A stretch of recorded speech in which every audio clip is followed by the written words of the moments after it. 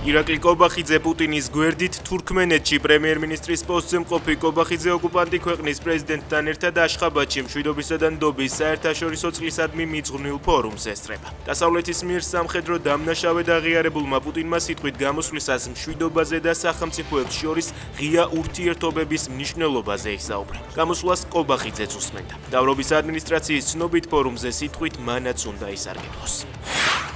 ოცნების მორიგი ინიციატივა, რომელსაც უკვე საზოგადოების მწვავე კრიტიკა მოჰყვა. იგი გეგმება, რომ ფსიქიკური ჯანმრთელობის პრობლემების მქონე, ალკოჰოლიზმით, ნარკომანიით ან ტოქსიკომანიით დაავადებულ პირთა ერთიანი საინფორმაციო ბაზა შეიქმნას. ფსიქოლოგები, ფსიქიატრები და ნარკოლოგები ვარაუდობენ, რომ რეესტრი შესაძლოა პოლიტიკური დევნის იარაღად გამოიყენონ.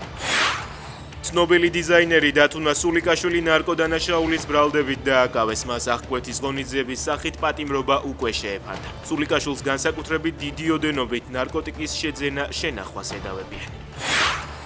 დიდ დიღომში ნაპოვნი გარდაცვლილი კაცი 29 წლის სერგი შტააძეა. მისმა ერთ-ერთმა ნათესავმა მთავარს შეატყობინა, რომ ახალგაზრდის ცხედარს ძალადობის კვალი აღენიშნება. ამაზე შინაგან საქმეთა სამინისტროს ოფიციალური განცხადება ჯერჯერობით არ გაუკეთებია. გამოძიება თვითმკვლელობამდე მიყვანის მუხლითაა დაწყებული.